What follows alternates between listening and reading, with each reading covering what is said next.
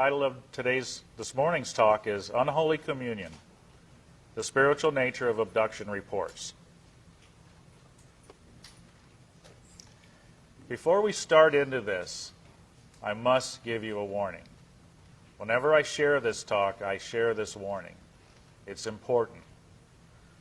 The following information may change your preconceived notions of the alien abduction experience. What is alien abduction? This is taken from Wikipedia, okay? The terms alien abduction or the abduction phenomenon describe subjectively real memories of being taken secretly and or against one's will by apparently non-human entities and subjected to complex physical and psychological procedures. What I'm going to share with you today is some of the most powerful evidence in the UFO community about what this experience is about and the entities behind them. We've shared this over the years, and we always get a lot of flack from what I'm about to share. So hang on to your seats. The way that I start with this is I have to take you back to where I started, because this has been a long process of 15 years to get to this point, and I want to share with you how we got here, because it's a sequence of events that you'll see how important all this is once it's all put together. A lot of people ask, how did you even become a UFO investigator? I mean, there's a lot of UFO investigator researchers out there, and it's probably a question some of you have asked. How do these people even get involved in this stuff? For me, it started in 1992. I worked for a major boat company in Florida. I'm from the Kennedy Space Center area, and I had some vacation time during the year in 1992. And I went to visit my brother, who was in the Air Force, stationed up at Elmendorf Air Force Base in Alaska. And I had a week's time off that I could go up there and visit with him. I took my son with me, and my mom went with me. And we went up to visit and have a good time, see the sights. But it's a 10-hour flight out of Orlando, Florida, to go to Alaska. That's a long time on a plane. I needed something to read to keep me occupied. While we were in the airport, I went to the little bookstores they have in the airport, magazines, books, snacks, things like that. I browsed through the magazines. I didn't see anything really that caught my attention. I'm not much into sports and politics and all that. So I went over to the books area, and I'm browsing through the paperbacks that they have. And I came across one particular book, and it caught my eye, and I picked it up and looked at the cover of it. And it looked like a science fiction book. I was an avid science fiction reader when I was a teenager in high school. I actually grew up as an Army brat, and I spent a lot of time overseas growing up in my younger years. We didn't have TV or radio and stuff like that to keep us occupied like you guys got today. So books were a great escapism. And mine was science fiction. I love science fiction. Robert Heinlein, Frederick K. Paul, H.G. Wells, you know, it was great. And as I was looking at this book that I had picked up, it looked like a science fiction book. But when I turned it over and looked at the backside to read the synopsis on what it was about, I was puzzled, because here it looked like any other science fiction book I'd picked up, but it was saying that this was a story about an investigation that was done, and it was based with science fact and full of scientific research, and this was their documentation of their investigation. That book was UFO Crash at Roswell. I'd never heard about UFOs before. I might have seen movies of it, but it never connected. It wasn't something that I was concerned with at all in my life. I was hardworking at the boat company for many years already. Raising a son, so I was busy with everyday life. UFOs was the farthest thing from my mind. But when I read this book on that vacation trip, I was hooked. I thought, because all the things that I thought were fantasy in my younger years growing up, these people were saying was real. And how could that possibly be? So I had to know more. When I got back from the trip, I wanted to know more about this subject of UFOs and aliens. I got to have some answers to what I had just read. And it happened to be about 3 or 4 weeks after I got back, I was watching TV at home one night, and it was the local news, and they were doing interviews with local businessmen in the area and new businesses that were opening up. And they were interviewing a fellow who said, was sharing with everybody that he had just opened up a UFO museum on International Drive in Orlando, Florida. And he got into telling about all the information dealing with UFOs over the years and what he had in his museum. It was like a historical walkthrough museum, sort of like what they have downtown here in Roswell. And I thought, wow, this is a place I can go to find out some more. So over the next couple months, I made a number of trips over to meet this fellow, and him and his wife together were running the place. Nice little walkthrough museum, had books in front where you could purchase, little knickknacks and books and stuff like that dealing with UFOs. And as he saw me being local, coming back to see him a number of times, we finally started talking to each other. And he says, "You seem to have a very keen interest in this. Is there anything I can help you with?" And I told him about picking up that first book and it grabbing my attention, and I had to know more. And he says, would you like to be more involved in finding out what this is about? I said, well, what do you mean? He says, well, I belong to an organization that researches UFOs, and it's the Mutual UFO Network. Over the next few months, he helped me become a member of MUFON. He helped me work up my investigator status as a field investigator for MUFON, and we became very good friends. I learned what was involved with doing investigations. And being local, I was on the Space Coast, and he's in Central Florida. He said, over on the Space Coast, there's no chapter for MUFON. He said, I know there's some members over there, but there's no chapter for it. There's nobody running the organization for the county. He said, would you be interested in maybe taking charge of that, putting together a group of investigators to cover that area? And I thought, wow, this sounds interesting. Here I'm going from knowing nothing about UFOs to getting one little book to now working up to I'm going to be in charge of doing investigations in my area.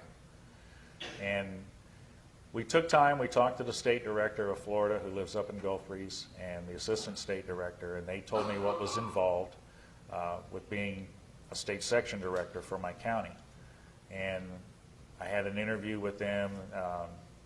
The fellow from the museum backed up for me because he was the state section director for Orange County there in Central Florida.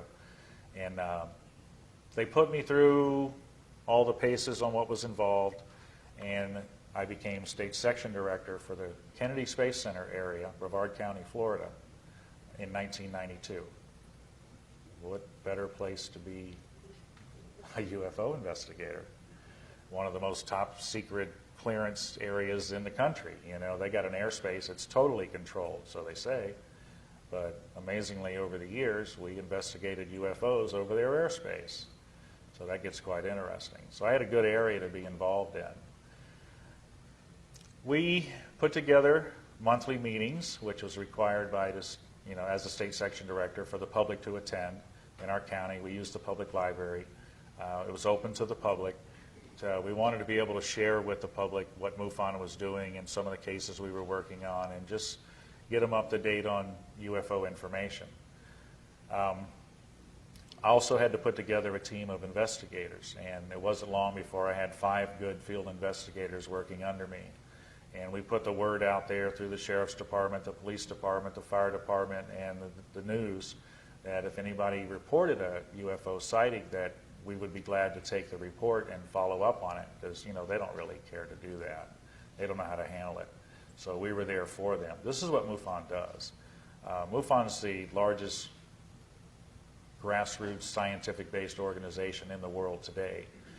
There's over 5,000 members of investigators, consultants. You know, we have a lot of tools at our fingertips as MUFON investigators to be able to follow up on reports and do the investigations. As we held our monthly meetings, though, and we were doing sighting reports, we did a number of them over the first couple of years, we started to take a look at what was happening here with the UFO picture. And you know, doing sighting reports, we found after a couple of years of it, it's like chasing your tail. You know? How many sighting reports is it going to take till we figure out what this is? They've been going on since the 40s and 50s. They still don't have an absolute answer to what this phenomenon's about. And looking at the people coming to our meetings, we were hearing stories from people who were saying they were abductees or contactees. And we started listening to them, and they were saying that they had been in contact with these entities that are behind the UFO sightings. Well, we talked about this as investigators, and we said, you know, we can continue to do sightings forever. They've been going on forever, and we may never get to the truth with them. We need to get closer to the source.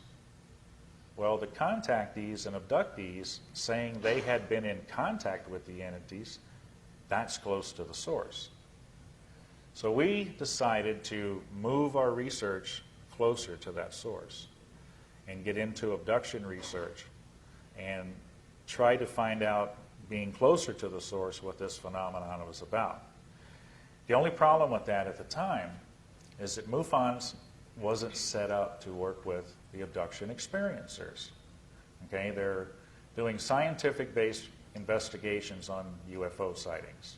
They really didn't have a format to working with the abductions.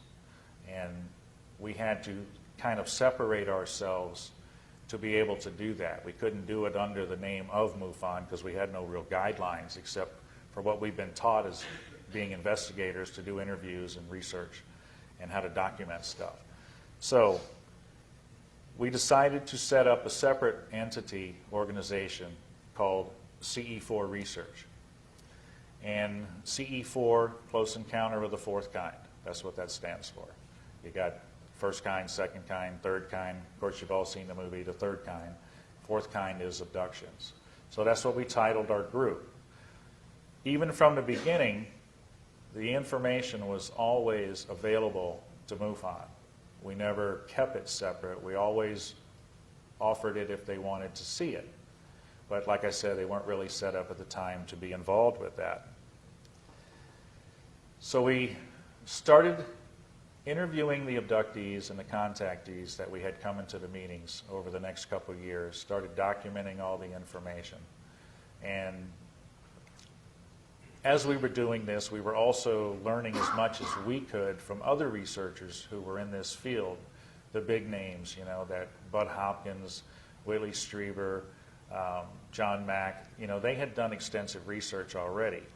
And because the abductees and contactees that we were encountering seemed to have a lot of personal issues, we didn't want to do any more damage to these people by working with them and interviewing them. So we needed to learn as much about them as we could. So we consumed all of the research we could get our hands on from the researchers that were well known that had been working on this for some years. We wanted to be prepared as we went into this so that we wouldn't cause any more harm to these people than what they had gone through already. And I want to give you a little idea of what the abduction experience is about. And one of the best examples of this was written by the late Dr. Carla Turner, who was actually an experiencer herself. And she put together a really good piece to take you through and show you exactly what these experiencers go through. If abduction reports can be believed, and there is no reason to doubt the honesty of the reporters, the abduction phenomenon includes the following details. Aliens can alter our perception of our surroundings. Aliens can control what we think we see. They can appear to us in any number of guises and shapes. Aliens can take us, our consciousness, out of our physical bodies, disable our control of our bodies, install one of their own entities, and use our bodies as vehicles for their own activities before returning our consciousness to our bodies. Aliens can be present with us in an invisible state and can make themselves only partially visible. Abductees receive marks on their bodies other than the well-known scoop and straight-line scars. These other marks include single punctures, multiple punctures, large bruises, 3- and 4-fingered claw marks, and triangles of every possible sort. Female abductees often suffer gynecological problems after their alien encounters, and sometimes these problems lead to cysts, tumors, cancer of the breast and uterus, and hysterectomies. Aliens can take body fluids from our necks, spines, blood veins, joints such as knees and wrists, and other places. They also inject unknown fluids into various parts of our bodies. A surprising number of abductees suffer from serious illnesses they didn't have before their encounters. They have led to surgery, debilitation, and even death from causes that doctors can't identify. Some abductees experience a degeneration of their mental, social, and spiritual well-being. Excessive behavior frequently erupts, such as drug abuse, alcoholism, overeating, and promiscuity. Strange obsessions develop and cause the disruption of normal life and the destruction of personal relationships. Aliens show a great interest in adult sexuality, child sexuality, and in inflicting physical pain on abductees. Abductees recall being instructed and trained by aliens. This training may be in the form of verbal or telepathic lessons, slideshows, or actual hands-on instruction in the operation of alien technology. Abductees report being taken to facilities in which they encounter not only aliens but normal-looking humans, sometimes in military uniforms, working with the alien captors. Abductees often encounter more than one sort of alien during an experience, not just the grays. Every possible combination of gray, reptoid, insectoid, blonde, and widow's peak have been seen during single abductions aboard the same craft or in the same facility. Abductees report being taken to underground facilities where they see grotesque hybrid creatures, nurseries of hybrid humanoid fetuses, and vats of colored liquid filled with parts of human bodies. Abductees report seeing other humans in these facilities being drained of blood, being mutilated, flayed, and dismembered, and stacked like lifeless cords of wood. Some abductees have been threatened that they too will end up in this condition if they don't cooperate with their alien captors. Aliens come into homes and temporarily remove young children, leaving their distraught parents paralyzed and helpless. In cases where a parent has been able to protest, the aliens insist the children belong to us. Aliens have forced their abductees to have sexual intercourse with aliens and even with other abductees, while groups of aliens observe these performances. In such encounters, the aliens have sometimes disguised themselves in order to gain the cooperation of the abductees, appearing in such forms as Jesus, the Pope, certain celebrities, and even the dead spouses of the abductees. Aliens perform extremely painful experiments or procedures on abductees, saying that these acts are necessary but give no explanation why. Painful genital and anal probes are performed on children as well as adults. Aliens make predictions of an imminent period of global chaos and destruction. They say that a certain number of humans will be rescued from the planet in order to continue the species, either on another planet or back on the earth after the destruction is over. Many abductees report they don't believe they're alien captors and foresee instead a much more sinister use of the rescued humans. In every instance from this list, there are multiple reports from unrelated cases confirming that such bizarre details are not the product of a single deranged mind. These details are convincing evidence that, contrary to the claims of many UFO researchers, the abduction experience isn't limited to uniform pattern of events. The phenomenon simply can't be explained in terms of crossbreeding experiments or scientific research into the human physiology. Before we allow ourselves to believe in the benevolence of the alien interaction, we should ask, do enlightened beings need to use the cover of night to perform good deeds? Do they need to paralyze us and render us helpless to resist? Do angels need to steal our fetuses? Do they need to manipulate our children's genitals and probe our rectums? Are fear, pain, and deception consistent with high spiritual motives? And again, that was the late Dr. Carla Turner.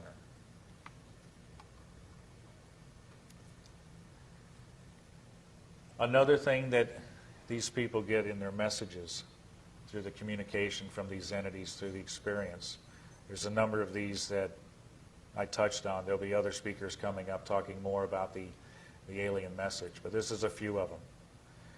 They say they are the ones who have created us by using DNA. They will guide us in our next evolutionary step. Jesus, Moses, Buddha, Muhammad, and other religious leaders were really them. That the earth is actually a living organism. They teach that the earth will be destroyed if they cannot change mankind. They teach that they are more advanced both technologically and spiritually. They teach that they are corporeal beings and that they reside in other star systems. They teach that they are our benefactors. I have a special video that I'd like to share with you. It's about a family that has gone through this experience. The experiences of examples I just read to you here from Carla Turner. I want you to see the actual people themselves and how it's affected them and their family. It's a short video, it's about 8 minutes, and I'm going to let it play, and then we'll come back and we'll move on. Okay? Ordinary, everyday people that this has happened to. And it can happen to anybody. I didn't want to believe that it happened to me, but it did. Joyce Ahrens and her family believe that what happened to them was not an isolated incident. One highly controversial study conducted by the Roper Poll suggests that hundreds of thousands, even millions of Americans, have memories that indicate that they may have been kidnapped by aliens. Abduction researchers believe these abductions happen generation after generation, as this family from West Plains, Missouri can attest. Their story starts one evening in the fall of 1976, in the presumed safety of their home. I remember just lying there, trying to relax. I'd opened my eyes, I seen a red light flowing across the ceiling, which it almost looked like the Aurora Borealis. Dan and Joyce Ahrens say the room was dark except for the unusual light, which they describe as about 4 or 5 feet in diameter. They say it hovered over the baby's crib at the foot of their bed where their 1-year-old daughter Heather slept. Dan says that when he tried to get up, he found himself immobilized. That was the most frightening feeling I guess I've ever had in my whole life, is not being able to move. I was screaming for him to help me because I couldn't move. And I didn't know that he was paralyzed too. And we both sat up in the bed at the same time. And I said, what the hell was that? The incident was over in what seemed like an instant. The baby was standing up in her crib looking dazed but unharmed. Dan and Joyce thought they had just shared a scary dream. That is until 1992, 16 years later. Dan, a computer technician, was working at his keyboard when suddenly he was seized by panic. I immediately thought I was having a heart attack because I started sweating real bad. My ears were ringing. It was a real tight feeling in my head. Dan was rushed to the emergency room where doctors ran tests and ordered x-rays. When the results were in, they concluded that Dan had suffered an anxiety attack and sent him home, but the symptoms persisted. To see him like that was devastating. He couldn't leave the house. He was so scared. After 6 weeks of constant fear, Dan sat down in front of the TV trying to relax. He turned on a movie that happened to be about alien abductions. Dan experienced a sudden revelation. There was one part in that movie that this little creature, whatever, was kind of peeking out from around the door, and it was in the dark and the shadows, you know, and everything. And I immediately just, my heart started racing, and I just kind of completely went out of it again. Dan wondered, was his anxiety somehow related to the subject of the movie? He later chanced upon another television show about alien abductions and watched an interview with therapist John Carpenter, the National Director of Abduction Research for the Mutual UFO Network. Dan immediately contacted Carpenter for help. He suffered from a panic disorder at that point in time, and he had flashbacks and nightmarish images of these beings, but didn't understand what was going on and needed some relief. Dan agreed to an on-camera hypnosis session with Carpenter, during which he revisited that memorable night in 1976, the night he saw the red light over the baby's crib. This time, under hypnosis, he remembers more. He recalls cowering in the corner of his bed as he watched alien beings take his daughter Heather from her crib. He went to the crib. He went to the crib. Picked her up. Uh-huh. I can't move. You can't move. You don't have any control over what's happening. No.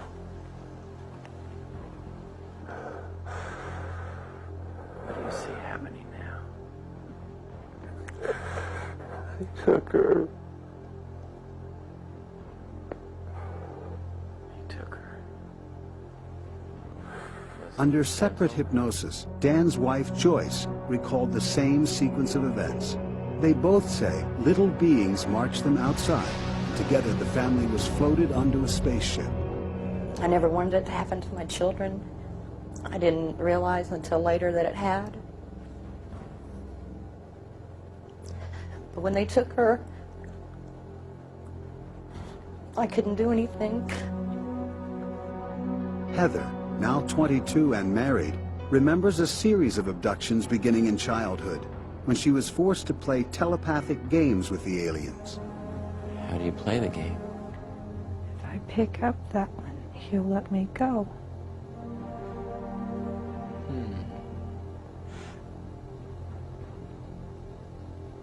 What are you feeling?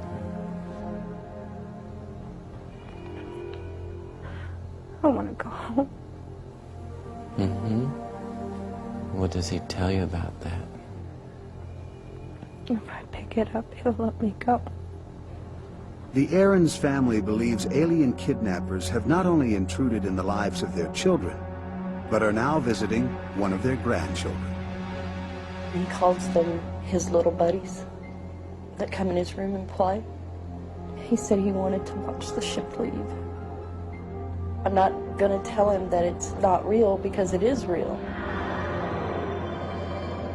Skeptics would say that Dan, Joyce, and Heather could have constructed their stories together before hypnosis. But then they'd have to know how to answer the trick questions and the leading suggestions, which I provide. Plus, there are many details they wouldn't know about that we would be looking for as markers for truthfulness and reliability with other abduction data. Researchers also believe abductees are sincere because of another consistently reported feature of abduction accounts, the insertion of alien implants. I turned my head to the right, and this taller being came over. And he kept telling me that it would be okay, that they wouldn't hurt me. And then they took this very long needle, and they put it up my right nostril, and I closed my eyes when I heard it crunch. And then I became very calm. Objects said to be these implants have been recovered. MIT's David Pritchard has examined the composition of one of these reported implants in a laboratory and contends there is absolutely no physical proof of alien activity. If we don't find physical evidence, and we haven't, then we have to lump this in the category of fairies, elves, near-death experiences people report, or we're going to be back to the days of the medicine men running our society. With the help of hypnosis, Dan's anxiety subsided and he returned to work. But what once seemed out of this world has now become a part of his life. If this is some sort of mental thing that's happening to people, then why aren't they out, why aren't the scientists or the doctors or whatever trying to find a cure? Quite impressive video there, huh? This video, some of you might have seen it. It's aired over the years. It's from A&E. Actually, I've seen it every single year for about the past 6-7 years since I started looking at some of these videos. You see a lot of the similarities from what Dr. Carla Turner talked about right there on that video with this family that they had gone through. You see that this is not a very enjoyable experience for them. You see a lot of things, key things going on here. You see that it also is generational. There's a lot of issues just in that one little 8-minute piece that you can see that covers a lot of the aspects of what the abduction experiencers go through. As we were working with the abduction research, most of them were coming in through our monthly meetings. We had 4 or 5 there that were local, that we were working with, that we were able to work with. But something unusual was also happening in these monthly meetings. Remember, they're MUFON meetings that we had set up, open to the public. And one thing that MUFON had warned me about from the beginning is when you open up a meeting to the public that's about UFOs, you're going to get all sorts of people at these meetings. And it might not all be scientific based. I had no idea what they're talking about until I opened the meetings up. I had people coming in there with all sorts of things to talk about and share, which we opened it up to explore. I mean, they were just things I had absolutely never heard of. A lot of it was things dealing with metaphysics. And I had no clue what metaphysics were about. And we opened up to look at what these people were talking about. A lot of it was what you call metaphysics and New Age teachings. We had to look at them as researchers because they're still part of that UFO puzzle in some way. Okay? If you're going to look for the answer to this UFO picture and what is the picture, you got to bring all those pieces to the puzzle to the table to get the final picture. Okay? You can't leave pieces out.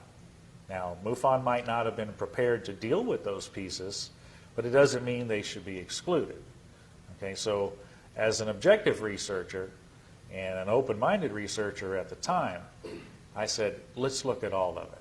So we started looking at these ideas that the people that were coming to the meetings had dealing with the New Age and the metaphysics. There seemed to be a spiritual connection there to the UFO phenomenon. And if you're only looking at it from a scientific point of view, you don't catch that. You have to step back and look at it a lot bigger. And that's what we were doing while we were working with the abduction experiencers. As a matter of fact, a lot of the abduction experiencers, on their quest looking for answers through their life, were brought into the study of New Age and metaphysics teachings. We kept seeing that over and over and over. It didn't seem like the Christian church was set up at the time to give them any help or answers. So they would go elsewhere looking for these answers. And they were finding that connection between the New Age and metaphysics and the UFO realm. As we were exploring it, I was attracted to it. When I first came into the whole thing with UFOs and becoming a MUFON member, I had no spiritual background at all. I was pretty much what you call an agnostic, which I felt was good because it kept me with no base to be able to distort my views. So my whole beginning into all of this with the work with MUFON and sighting investigations, I was absolutely had a clean slate, no belief system that was affecting it. I could look at this scientifically. As I opened up to looking at the New Age and metaphysical side of it, and as I became attracted to that, and I saw that there was something there that it's like I had this hole, and they had this thing that could fill that hole. You ever had that hole, you know that something's missing in your life? Well, here they had this something that they were offering. And it was a form of spirituality, and it was connected to what I was studying. So over the next couple of years, I went on that quest of enlightenment that these people go through and continue on in their life. I studied everything I could get my hands on dealing with metaphysics and the New Age beliefs.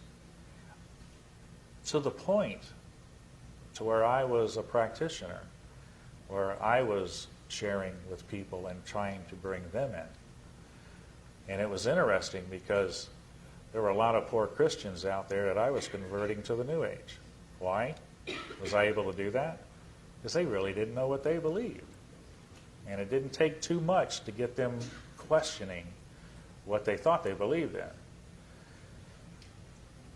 This went on for about 4 years. We're still working with the abductions and my study into the metaphysics.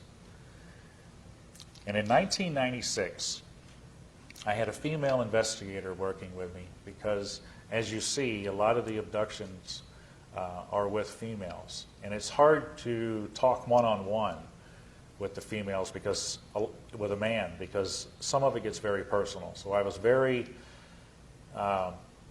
lucky to have, at the time, a girlfriend that would come on board and work with me and actually work with the female abduction experiencers. And then we'd compile notes and we'd be able to work like that. In 1996, fall of 96, we had a lot of things going on that were really tying up our time and keeping us busy. But there was a couple cases that we were working on that had a very, very dark effect on us dealing with these two cases. We couldn't put our finger on it, but something wasn't right. When we were dealing with the experiencers in their case, there was a serious oppression at it. It was just like, oh man, what is this? You know, and what's affecting us here? Well, my girlfriend at the time was a Christian, and she didn't quite put all this together yet, but she was helping us in the abduction area. And she pulled me aside one day and she says, you know, she says, something's wrong here. She says, these cases you're working on right now, she says, there's something very dark about them. There's something that seems like there's almost an evil presence involved. And of course, me and my New Age thinking said, you know, evil's just a perception you have of this. There's really no evil. You know, it's all relative, you know. And she says, no. She says, there's really something wrong here. She says, I know you feel it. She says, you know, when you're working in this area, I think you really need to have some covering, some type of protection on you as you go into this. I think there are some dark forces here that you need to be protected from. Of course, I reach in my pocket and pull out my trusty crystals, and I said, I got all the power I need right here. She says, no. She says, that's not what I'm talking about. She says, that's not going to help you. It isn't helping you right now. And I said, well, what are you getting at? And she says, I know of a help that can help you and can protect you. And I said, yeah, what do you got? You know, because I was always looking for something new. That's the whole thing about on your search for enlightenment. You're always looking for that next thing to bring you closer to it. You never really get there. It's just that carrot dangling out there. And I was all ready for this one. And she breaks out a Bible and she sets it on the table and she says, it's in here. And I said, oh, no. I said, that's got nothing to do with what I do. And she says, I think it does. I think you need to take a look at it. And no. We don't need to go there. And she says, oh, wait a minute. You said you're the most open-minded, objective investigator there is. You tell people that. And I said, I am. She says, then you'll take a look at this?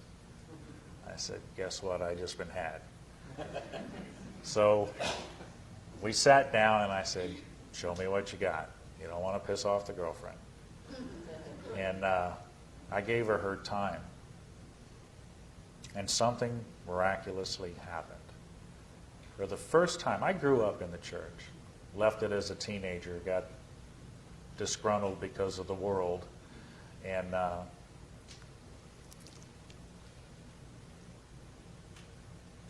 but I knew, I'd heard the word before. I'd heard God's word growing up. Just put it away for 30 years. And she shared with me the gospel message out of the Bible. And it's like I had never heard it before. It's like blinders were taken off my eyes and earplugs were pulled out of my ears. All of a sudden, it made absolute perfect sense. And she showed me that there was a protection in there that I could have that was over everything that there is. And I said, you know what? I want that. So in 1996, in November, I became a Christian. I gave my life to Jesus Christ. I didn't know what I was. I mean, I'd been an agnostic, I'd been New Age. As an investigator, I'm asking, okay, what's a Christian? What am I now? Help me study this so I can find out what I am, what I have. So in December, that next month, I had 2 weeks off from work. We shut down the plant in the middle of December for 2 weeks, 1 week in the summer. And one of my other investigators, who was a Christian also, one of my founders of CE4, my partner Wes Clark at the time, he says, you know, I got a friend that's got this really powerful video Bible study course. He says, I think we can get him to sit down with us and we can view it. It'll probably take the whole 2 weeks doing a video a night. So in December, we set it up to go to this fellow's house, play these videos. And one night by one night by one night, we were going through it and learning Bible study. This was an absolutely intense course. I mean, I was getting more information in those 2 weeks sitting through a video a night than I could get in 50 years of sitting in Sunday school. So this is what I needed as an investigator. I wanted to know now, and I wanted to know as much as possible. So it was a great course that we went through. One night, we were sitting there in this fellow's house listening to this guy doing the talk on the video, and something happened. We're all comfortable, and then he starts bringing up the topic of that he's going to say for that night, and it happened to be something called spiritual warfare. I went, whoa, what is spiritual warfare? That sounds cool. That's a really neat thing to talk about. Let's hear more about it. Never heard of that term before. Well, as he gets into it, he brings up this verse out of Ephesians. For we wrestle not, hear that word? Against flesh and blood, but against principalities, against powers, against the rulers of the darkness of this world, against spiritual wickedness in high places. And there's another translation. That's from King James Version. There's another translation at the bottom. For our struggle is not against human opponents, but against rulers, authorities, cosmic powers in the darkness around us, and evil spiritual forces in the heavenly realm. Okay? As soon as I heard this man say this scripture, I had a vision. sitting there on a couch in this fellow's house, watching a video. As soon as I heard this, I had a vision right in front of my face. You know, I'd heard about visions and people getting things like that when I was in the New Age. I talked to many people that had had vision experiences, prophetic experiences. Never had one myself. Always wanted to. But it wasn't until I became a Christian that I had one. And it was during this reading of the scripture. What did I see? I saw the alien gray right in front of my face. And in the instant, it morphed to the most horrific thing I had ever seen. In that moment, I knew that what we were dealing with was not what it appeared to be. I said, stop that video. You guys, I've just seen something I've got to share with you. And when I shared that with them, I said, you know, I don't want to do this UFO stuff anymore. I said, this is not where we need to be dealing with. I said, I'm going to stop this. And my partner Wes was there with me, and he says, you know what, I agree with you. As a Christian I've been for many years, I don't know how I missed this. So we agreed to put everything aside and move on becoming Christians and doing Bible study. About a month went by, and I get this, like, excuse me, I need your attention here. I didn't know where this was coming from. And being a new Christian, I didn't know how God talked to you. But he was trying to get my attention. And what I was getting was, you're not done yet. And I said, well, yes, I am. I said, I see what this is. I don't want any more part of it. He says, you're not done yet. I said, all right. What do you want me to do here? He says, I want you to take this back out, what you've learned, back out to where you came from.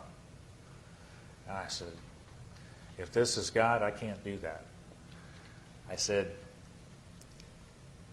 I can't take this Word of God back to the New Age, the metaphysical realm, the non-believers, because they don't believe the Word of God. I said, you got to give me something better than that. Well, nobody told me you don't talk to God like that. So I thought, okay, that'll hold him off. A couple of weeks went by, and I get, excuse me. I'm going, okay, you already got what you need.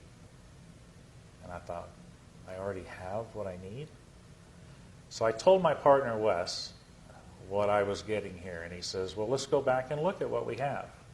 We came across a particular video we had done 6 months before we came to the truth. We had videoed this person in his home. We had sat there right in front of him, listening to him, watched him, never heard a word he said. The video caught it, though. It's interesting. Went back and played this particular video, and this is what we found.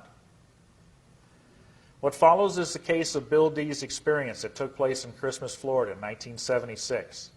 His abduction started out typically late at night in bed.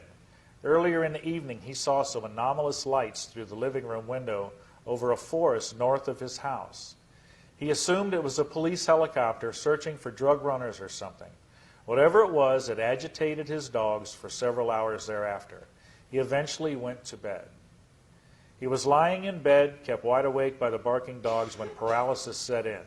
He was unable to cry out. He could see nothing but a whitish gray, like a mist or a fog, although he sensed someone or something was in his room. His wife didn't awaken. The next thing he knew, he was being levitated above his bed. He then had the sensation he was being suspended by what felt like a pole inserted into his rectum. By this time, he was alive with terror, but couldn't scream. Here's where the story becomes very interesting. The following is an excerpt taken directly from the transcript of Mr. D's interview. I thought I was having a satanic experience, that the devil had gotten a hold of me and had shoved a pole up my rectum and was holding me up in the air. So helpless, I couldn't do anything. I said, Jesus, Jesus, help me, or Jesus, Jesus, Jesus. When I did, there was a feeling or a sound or something that either my words that I had thought or the words that I had tried to say or whatever had hurt whatever was holding me up in the air on this pole. And I felt like it was withdrawn, and I fell. I hit the bed because it was like I was thrown back in the bed. I really can't tell, but when I did, my wife woke up and asked why I was jumping on the bed. Typical type of experience. I hear this many times, you know, same scenarios.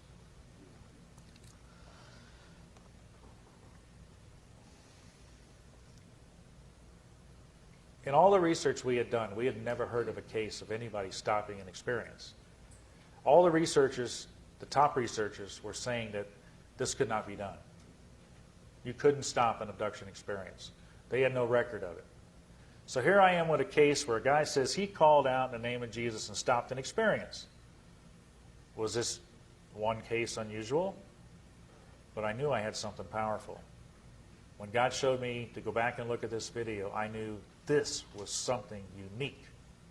And if I could confirm that it wasn't just unique in that one case, then this could be absolutely huge in the UFO community.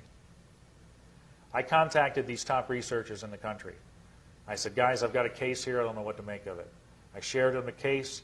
Each time I did, they asked, can we go off the record? I said, sure. I can't tell you their names, but I can tell you what they said. Each one of them said, yes, sir, we've come across cases like this ourselves, where they've been able to stop it using prayer or Jesus' name. I said, excuse me, how come we have never seen this documented? You're telling us otherwise, that it can't be done, it can't be stopped. First answer they usually gave us, we didn't know what to make of it. I would have been fine with that. The second answer is what puzzled me and got me kind of angry. Because it was that one that I want you to hear for sure. They said we couldn't go there because it might affect our credibility in the realm. Do I hear cover-up? Did I mention government? No, I didn't. What I'm telling you is there's a cover-up about this information, and has been, by the top researchers that you people rely on to hear the truth from. I said to them, you know, guys, I got nothing to lose. I work for a living. I don't write books. I don't do all this stuff that you do. I said, I just want to document this as a researcher. So I went after those cases because I now knew they were there. Over the next 10 years, I have now worked with over 400 cases of people that have been able to stop the abduction experience in the name and authority of Jesus Christ. This is documented evidence. Okay? Documented evidence. I questioned, I had to show biblically if this was relating to the Bible, where did the authority come from? Back to Ephesians. At the end of Ephesians, in that chapter, talking about spiritual warfare, after putting on the whole armor of God, which is defense, protection, these people were showing that there was an offensive move. An offensive move. You can be in defense with protection, but to defeat the enemy, these entities, you have to do something offensive. Ephesians 6:19, and for me, that utterance may be given unto me, that I may open my mouth boldly. That's what these people have done in the presence of these entities, to make known the mystery of the gospel. What's that mystery? This is where the authority comes, that they're able to stop these entities, because it's Christ in you. That power was passed down from God to the Son, Father to the Son, over everything above the earth, on the earth, or below the earth. When you become a Christian, give yourself to Jesus Christ as your Lord and Savior, the indwelling of the Holy Spirit passes that authority on to you. Talk about high technology from planets from who knows where. I don't think this is what we're dealing with. And all this supposed high technology that they seem to have, guess what? It takes only one name to put them in their place. We are dealing with a huge, probably the most important deception on humanity. These are entities masquerading as high technological aliens, but they can be defeated by one name. I have case upon case upon case upon case that can prove that. Different causes for the experience, they're still questioning this. Researchers don't know where this comes from. Where does experience come from? We found answers to this working with these testimonies. First one, you asked for it. Think people ask for this? Excuse me, we stand at the tables at these conventions and share our information with people. I've had people come right up to me and say, I'd sure like to experience that. Be careful what you ask for. Some people unknowingly open a door to the experience by being involved in New Age or occult activities. When you engage in the unknown things outside of God, the Creator and His Word, you make yourself vulnerable to these entities. We have found this reason to be most often the root cause. And then there are also people that fall into the generational cycle. You saw the generational cycle working right there with Joyce and her family. This can continue through generations. These are the things we found. My website, ce4research.com, I've got over 75 of the testimonies up on there as evidence for you, free to go see and read what these people have been through. Read that they have been set free by the name and authority of Jesus Christ from this experience. You seeing a spiritual connection here? Absolutely. I've even have audio testimonies that we're posting up there now. You can hear them do it in their own voice. Not just a written testimony. I've had researchers say, you printed that up and stuck it up there. No. They're furious about having this information out there, the rest of the UFO community. They are absolutely furious. You saw my little poster out on the table, Most Hated Man in Ufology. Last year, I was a director for the city of the UFO conference, 2008, for Roswell. I invited some of the top researchers in the country, to come, in the world actually, to come here and talk and give their information. But I also got to talk on the last day. And when I shared this information, they were absolutely furious. And they have been furious ever since. There's blogs upon blogs going out there. I am now the most hated man in ufology. Okay? Because I dared share something that they couldn't. Those people that I talked to before, those researchers, they've never come against me.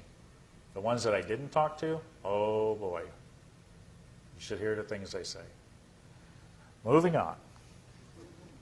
This is an example of how we take people through and help them. This is our counseling side of it. The 8 R's. This will be on the video for you guys to see. I'm not going to take too much time and go through them, but we take them through, we help them recognize what they're doing, we help them take responsibility for what they're now recognizing, what they've been involved with, repenting to God for being involved with it, renouncing it, getting rid of everything, or making it your enemy, removing it, resisting it if it tries to come back, because you're going to piss these entities off and they're going to try to harass you for a while, okay? Which does happen.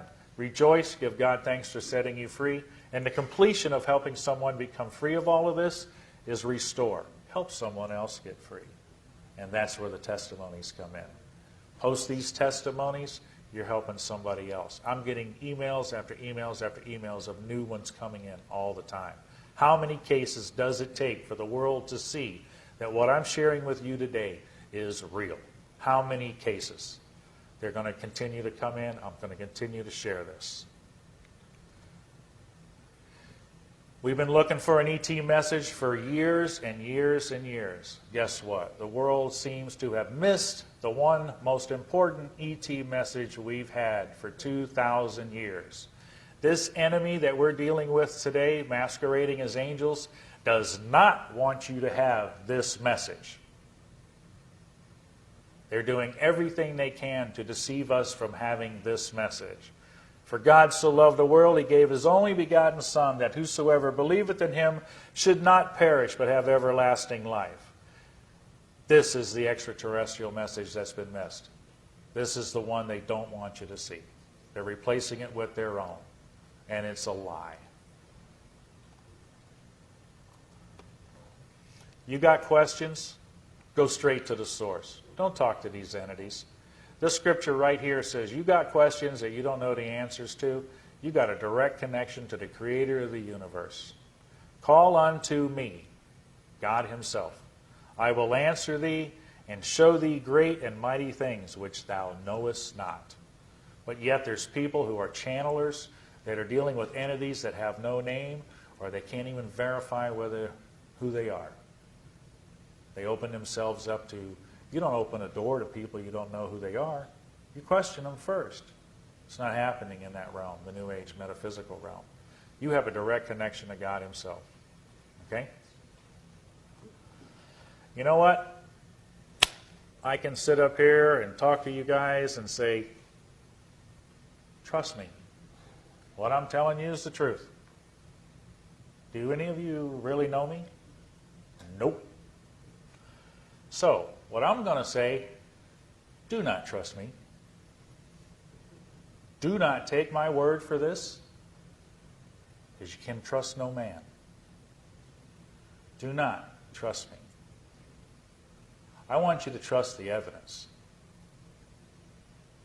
Okay? The real evidence. Where's the evidence? On that website? The testimonies that are there? Can I do you one better? Would you like to see the evidence right now? Joyce Aarons. You hear that name before?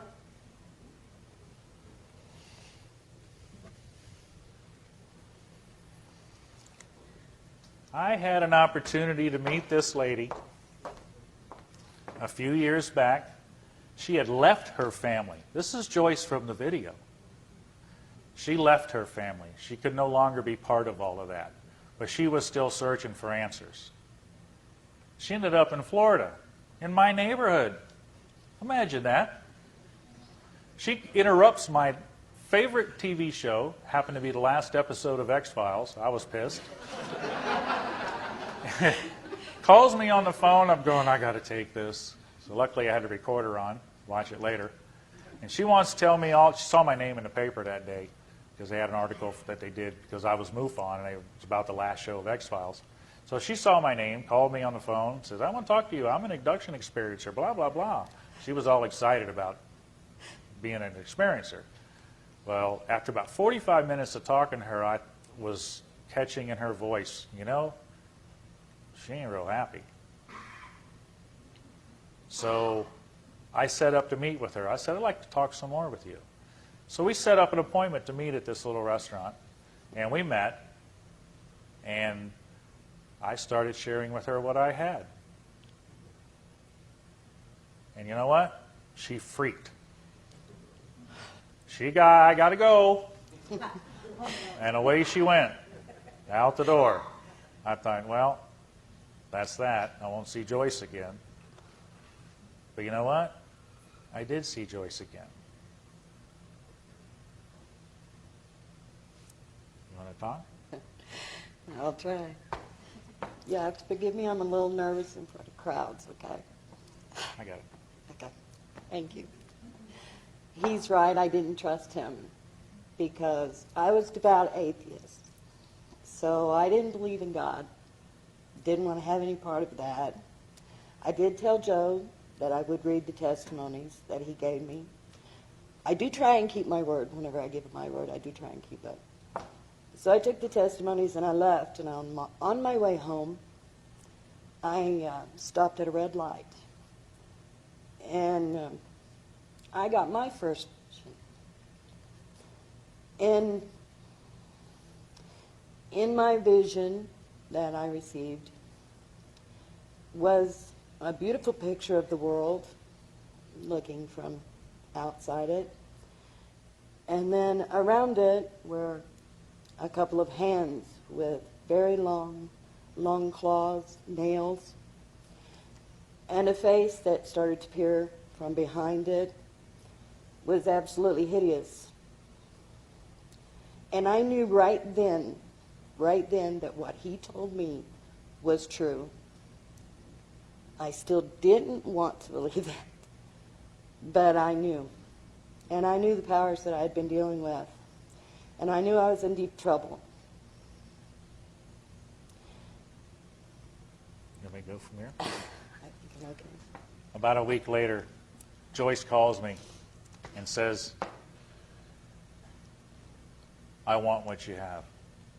I had the opportunity of leading Joyce to Jesus Christ in my living room.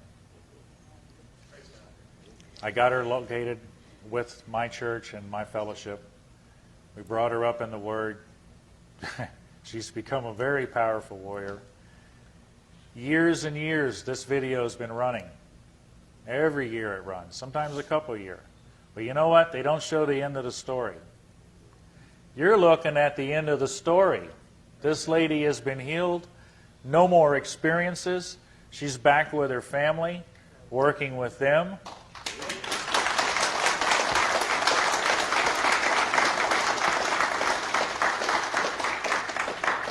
This is the evidence right here.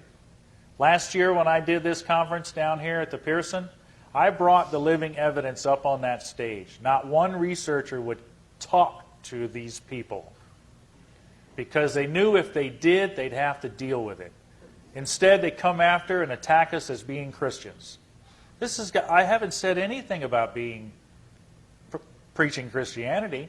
I'm here to show you evidence that I have come across, and you need to look at the evidence. If it leads you to dealing with Christianity, so be it. But that's not what I'm here for. I'm here to show you the most powerful evidence in the UFO realm for the entities we are working with. And it's an unwanted piece of that puzzle. Absolutely unwanted. You know what? I brought you one piece of the evidence. How about some more? Guy Malone. Guy's living testimony. He put his book on the internet where you can read it, called Come Sail Away. Living testimony to the name and authority of Jesus Christ over these alien entities. Nicole, Guy's wife, she has dealt with these entities. She has overcome them through the name and authority of Jesus Christ. Jackie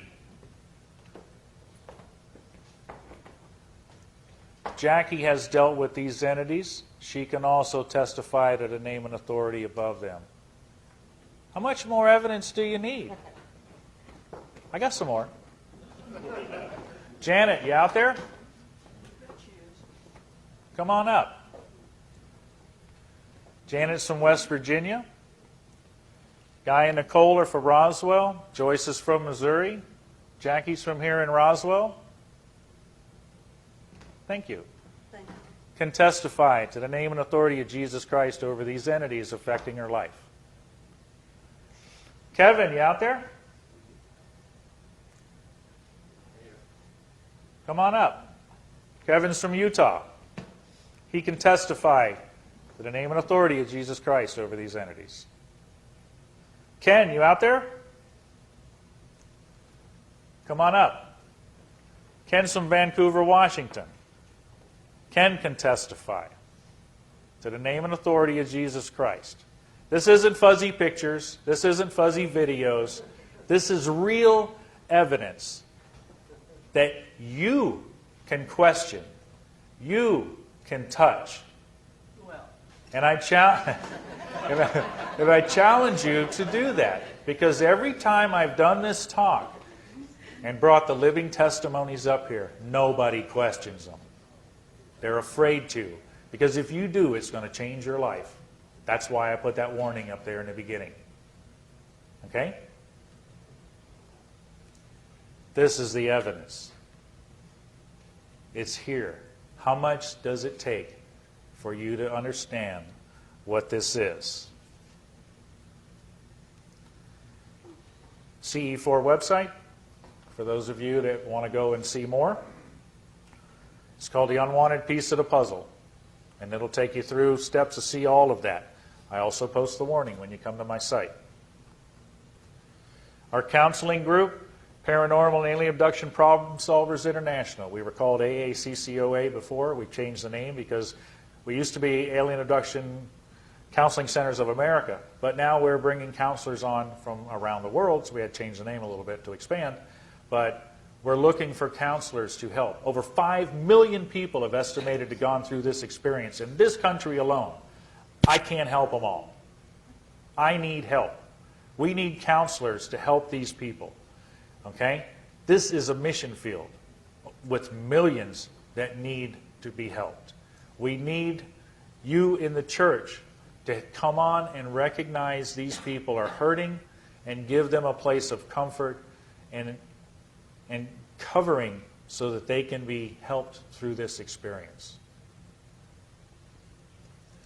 V2, you might have seen these stickers around. V2 is out of Washington State. They've been around longer than we have in this ministry.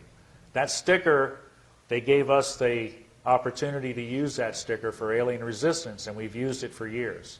It's part of helping get the word out. Okay? I've got a book in the work with Dave Ruffino, who I shared the talk with last year, Unholy Communion, the Unwanted Piece of the Puzzle, down at the Pearson here in Roswell. He's a partner that's working with me on the book. The book is soon to come out.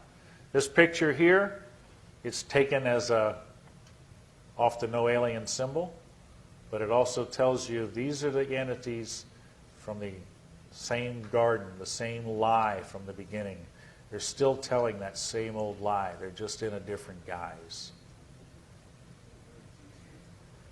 You know, I hope you've seen something that will make you really question what's going on here. You know, there's two sides to a coin. You've been seeing one side for years. Guess what? You just had the opportunity to see what's on the back side of that coin. Now you can make an honest decision on what this phenomenon is about. You can't if you only see one side. You've just had the opportunity to see both sides. And I hope now you'll understand more about what this is about. The evidence, the most powerful evidence in the UFO community is right here in front of you. Question these people. Let them prove to you that this is real. In closing, I'd like to say, Joyce has got one more thing to say. It's really hard for me to watch that video, but I'm very glad it plays, because I had a woman call me a couple years ago because she saw that video. She looked my name up and called me, and I have talked with her. She is one of God's warriors now. It's awesome. So as long as that plays, I know that it's actually going to help someone, even though I can't stand to watch it myself. I know that it has the power. He's doing it. He'll bring them. I know it. So I guess in a way I'm really glad that's still playing. Before I close with the final words, if you are out there right now dealing with this experience and you're still searching for the answer, I hope you have that answer now. At least you've been able to make a decision, an honest decision, by seeing both sides. We're offering that opportunity right now for you to be set free. We have some of the most powerful counselors in this field right here today. Do not leave this city. Do not leave this building without being set free from this experience. You walk away from here, you're still in the power of the enemy. You can be set free right now. Don't walk away from here in bondage by these entities. You have what it takes to be set free right now. And we offer you that. Please see us when we're done with this talk. We have counselors that we can talk to you. This could be the most memorable souvenir you could ever take away from Roswell, to be finally set free from the hold of these entities. In final closing, Baruch atah Adonai Eloheinu melech haolam. Blessed are you, Lord God, King and ruler of the